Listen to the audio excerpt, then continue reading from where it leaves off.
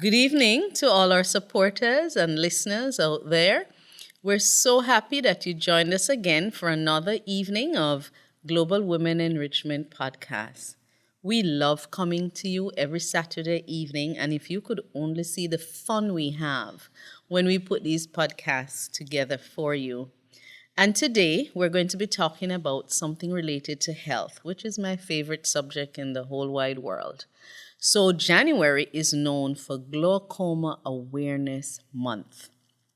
And it's not something we talk a lot about, but as I did the research to share with you, I found out some interesting facts that I want to share with you this evening about glaucoma and how you can prevent it or control it. So what you need to know is that glaucoma is a bunch of eye conditions which damage the nerve to the eye, and this nerve is important for you to have good vision. So that nerve is called the optic nerve. And when we did the diabetes session last year, some comments I got back was that I used too much medical terms. So I'm going to try my best to use lay terms, and hopefully you will be okay with what I have to say. So it's an abnormally high pressure in the eye that leads to glaucoma. Interestingly, it is the leading cause of blindness in people greater than 60 years of age. So the optic nerve, which connects the eye to the brain, gets damaged, and that begins a slow deterioration of your vision. The most common glaucoma is known as open-angle glaucoma, and often there are no symptoms. You just have a slow loss of vision. And then angle closure, acute angle closure glaucoma is very rare, but it is a medical emergency. You can get eye pain, nausea, sudden vision disturbances, and the treatment requires an immediate response from the ophthalmologist, where you get eye drops, medications to take, and surgery. There is no cure for glaucoma, but it can be controlled. So prevention is the main way to handle glaucoma. Prevention and control. And like most conditions, early detection of any condition is what we seek when we do health promotion and disease prevention. So early detection of glaucoma requires that you have an eye exam. And I strongly believe that we all should have an eye exam. Usually when babies are born, their vision is tested. Mm-hmm. And gradually throughout their years in school, their vision is checked. And as you approach adulthood, your vision is checked. And then somewhere between 20 and 40, we think we don't need to check our vision. We need to stop that. We all need to have our vision checked. Sometimes you find out in this age of computers, it's while you're doing all this work on the computer that all of a sudden you realize something is wrong with your vision. I was studying for an exam when I realized something was going wrong with my vision, and I ran to the ophthalmologist all fearful that something had happened to my eyes. But they told me my eyes were lazy, and I was having a difficulty going from distant reading to close reading, nearsighted reading. And the ophthalmologist told me, practice, keep doing it, because you need to force your eyes to do it. Thank God it wasn't glaucoma. I just knew something bad was happening. So eventually I got to the place where I either sat at the front of the room where I could see things, or I sat at the back close to a screen where I could read things. So you need to have an eye exam every year. And typically, if you go to the optometrist, that's just fine because they can measure the pressure in your eyes. And if they see that there's a problem with that, they will refer you to the ophthalmologist. When we were younger, we had one eye doctor. Now we have the optometrist and we have the ophthalmologist.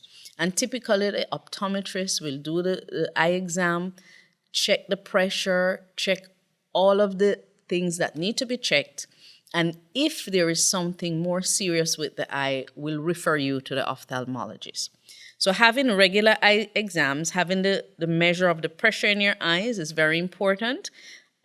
Early diagnosis of glaucoma with prompt treatment is what needs to be done to slow down and prevent blindness. If you do not treat glaucoma, it will lead to blindness. Before I ask the ladies to participate, let me give you some risk factors for the development of glaucoma. This includes elevated eye pressure, which I mentioned, the age process. As you age, you become more at risk for glaucoma.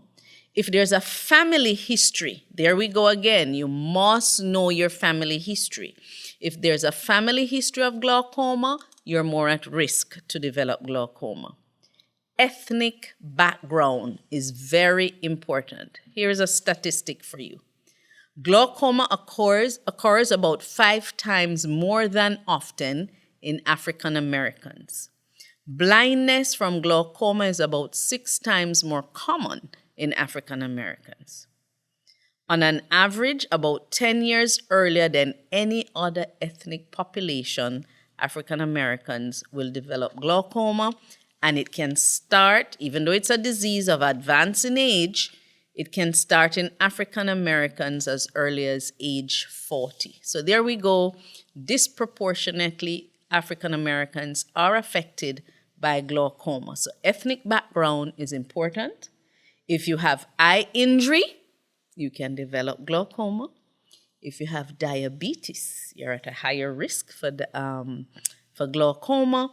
And if you have farsightedness or short-sightedness, it's a risk factor for glaucoma.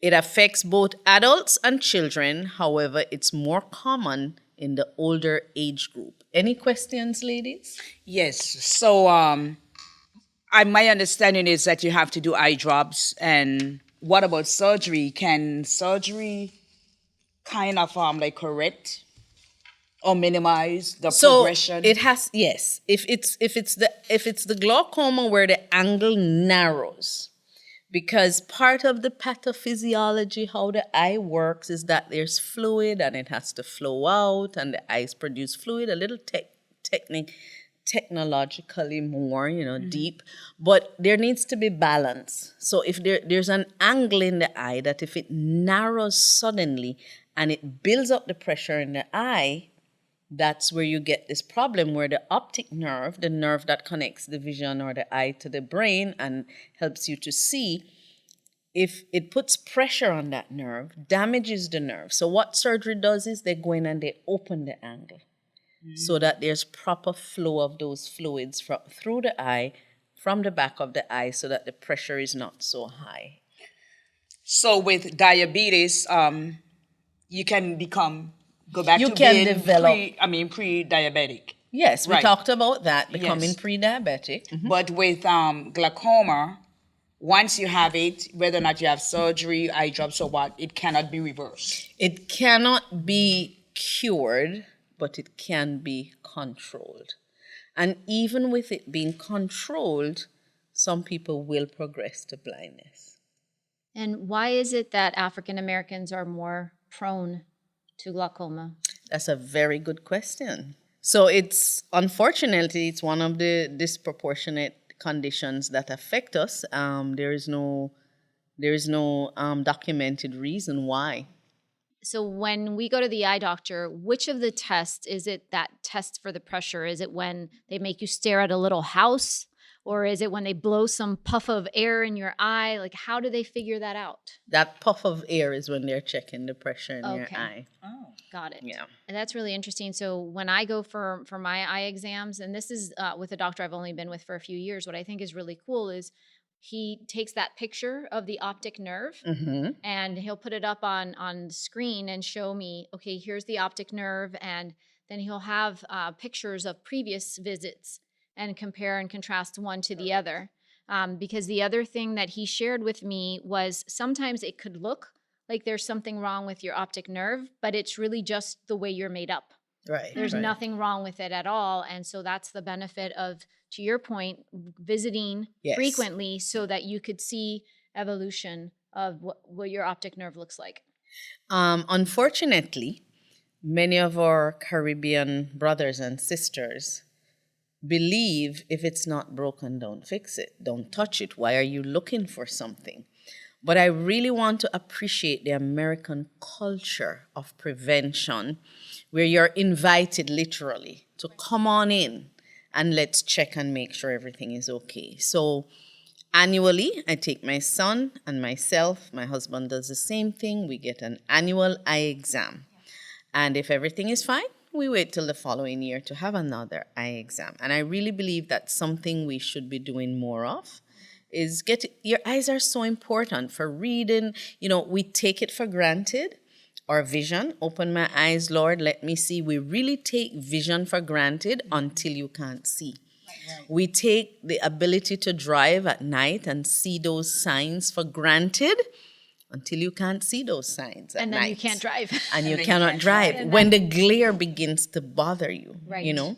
We take that vision for granted until we can't see what we're doing on the computer. So I have a strange question. You mean I don't know whether or not you have the answer, but you said it's hereditary, just like diabetes. So now what happens? What causes a baby to born blind? And if that baby becomes an adult, does that mean that their children will become blind more than likely? Not necessarily. Okay. So being born blind is a whole different conversation that I think we would have to have with God versus me. I mean, is it something that probably because of It's congenital, and let me tell you, having a baby that's born and has everything going well, we like to say, is everything okay? Does he have 10 toes? Does he have 10 fingers? But there's so many things that can go wrong with pregnancies and the delivery of children and the birth of children. There's so many things that can go wrong that it is truly a miraculous event when your child seems to be totally normal. And we underestimate that until we have a child that's born with a deficit or a problem, and then we start looking at the statistics, and you realize just how miraculous it is for a woman, a mother, to carry this special human being to life and have this baby that's so beautiful and so okay, and nothing seems to be wrong with your child. I know, and it's interesting because I'm thinking back on one of my sons. When he was little, and he had already started going to preschool and doing very well and all that. So I had no idea that he had a problem with his eyes until I said, like being proactive, take your kids and have them check out. So when he was about, I think 3 or 4, I took him to the eye doctor, optometrist, and the optometrist was in awe that the child was even functioning normally. Yes. Because he's like, he had to give him a pair of glasses like stat. Yes. So and so if I was not a proactive parent, who knows what could have happened down the road. Well, my question would be, was the pediatrician checking your child's vision every visit? Well, at least once a year. I would imagine so, because I'm religious when it comes to going to the doctor. I do not have, like how some people are paranoid and they don't like to go to the doctor. Yeah. I do not have a problem going to the doctor or taking my kids to the doctor. So we did that religiously, but I guess that was something to watch a baby. When you're talking to the baby and how the baby looks at you. So if you're talking and that baby is not following your voice or looking at you, you know that something is wrong with the vision. So the thing is, he could see. Thank God he could see, but he did not have 20/20.